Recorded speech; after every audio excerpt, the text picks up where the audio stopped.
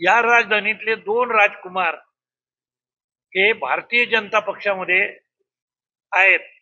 मला त्या दोघांना असं विचारायचंय की पुतळा उचलला तेव्हा त्या पक्षाला आपण काही जाब विचारलात का? हे का पुतळे उचलताय? आणि जर ते पुतळे उचलले गेले असतील तर तो त्यांचा अवमान नाही आहे काय? मग तुम्ही ज्या पक्षात आहे त्या पक्षानं जर ते पुतळे उचलले तर ते पुतळे उचलू लागायला तुम्ही होतात काय? माझी मागणी साधी आहे की एक तर पुतळे होते तिथे तुमच्या पक्षाला बसवायला सांगा, आणि ते जर बसवत नसतील तर तुम्ही पक्षाचे राजीनामे द्या. कारण तुम्ही वारसदार वंशज आहात, वारसदार आहात म्हणून लोक तुमच्याकडे पाहतात ना. आणि हे होत नसेल तर तुम्ही पुतळे उचलायला जबाबदार आहात. तुम्ही राज्याचा वारसा सांगता कामाचा नाही. तुम्ही खरे वारसदार नाहीत. महाराष्ट्राचं आराध्य दैवत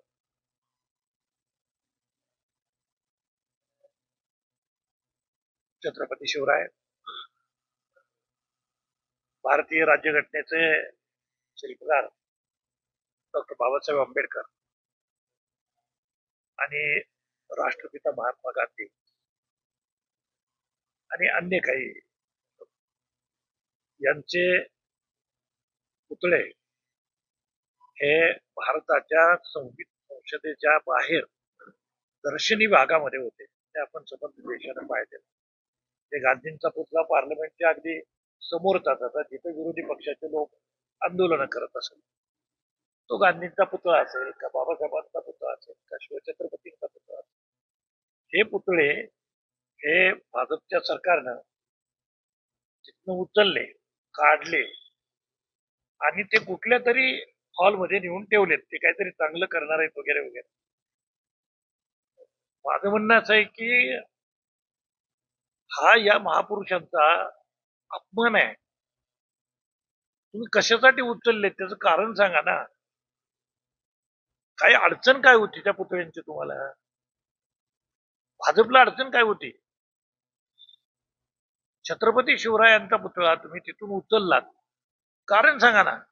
बाबासाहेबांचा पुतळा उचलला, गांधींचा उचलला, कारण काय? हे नुसते आमच्यासाठी पुतळे नाहीत. हे भारतातल्या आणि जगातल्या नागरिकांच्यासाठी प्रेरणास्त्रोत आहेत. नेल्सन मंडेला सारखा माणूस गांधींकडनं प्रेरणा घेतो. मार्टिन लुथर किंग सारखा माणूस बाबासाहेबांच्याकडनं आणि गांधींच्याकडनं प्रेरणा घेतो. ही माणसं एका अर्थानं जगतमान्य असलेली माणसं आहेत. यांचे पुतळे तुम्ही उचलणारे तुम्ही कोण? तुम्ही म्हणजे राष्ट्र नाही. आम्ही जी गरीब गरीब माणसं आहोत, आमचं हे प्रेरणास्त्रोत. यांच्याकडनं हा समाज सगळ्या प्रेरणा घेतो. तो नुसता पुतळा आमच्यासाठी नसतो. तर त्या महापुरुषांना आमच्यासाठी जे काही केलेलं आहे ते अतिशय महत्वाचं काम आहे. त्यांच्यामुळं आज हा देश इथपर्यंत आलेला आहे. आणि त्यांचे पुतळे उचलले याच्यासाठी मी भारतीय जनता पक्षाच्या सरकारचा पहिल्यांदा तीव्र निषेध करतो. आता दुसरा प्रश्न असा आहे की मी साताऱ्यात राहतो आणि सातारा ही छत्रपती शिवरायांची राजधानी आहे, संभाजी महाराजांची राजधानी आहे. या राजधानीतले दोन राजकुमार हे भारतीय जनता पक्षामध्ये आहेत. एक जण विधिमंडळामध्ये आहेत, विधानसभेत आहेत, आणि एक जण पार्लमेंटमध्ये आहेत. आणि हे दोघेही महाराजांचे वारसदार आहेत. मला त्या दोघांना असं विचारायचंय की पुतळा उचलला तेव्हा त्या पक्षाला आपण काही जाब विचारलात का?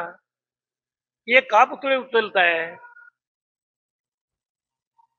आणि जर ते पुतळे उचलले गेले असतील तर तो त्यांचा अवमान नाही आहे काय? मग तुम्ही ज्या पक्षात आहे त्या पक्षानं जर ते पुतळे उचलले तर ते पुतळे उचलू लागायला तुम्ही होतात काय? माझी मागणी साधी आहे की एक तर पुतळे होते तिथे तुमच्या पक्षाला बसवायला सांगा, आणि ते जर बसवत नसतील तर तुम्ही पक्षाचे राजीनामे द्या. कारण तुम्ही वारसदार वंशज आहात, वारसदार आहात म्हणून लोक तुमच्याकडे पाहतात ना.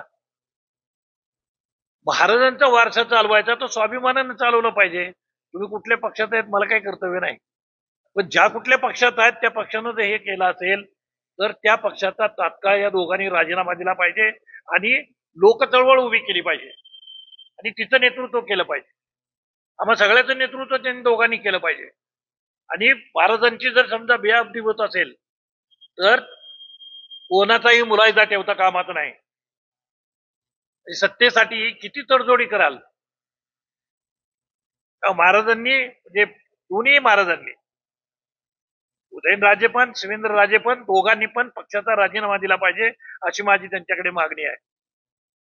आणि हे होत नसेल तर तुम्ही पुतळे उचलायला जबाबदार आहात. तुम्ही राज्याचा वारसा सांगता कामाचा नाही.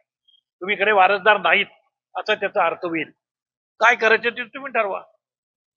आमचं म्हणणं असं आहे की हे सगळं उभं करा, त्याचं नेतृत्व तुम्ही करा. तुमच्या नेतृत्वाखाली आम्ही सारे बहुजन एकत्र येऊ आणि त्यांना जाब विचारू.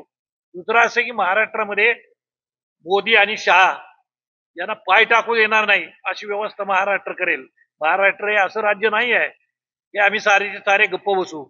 आम्ही कोणी गप्प बसणार नाही. 1 महिना अजून अवकाश आहे. 22 जुलैला पार्लमेंट सुरू होणार आहे.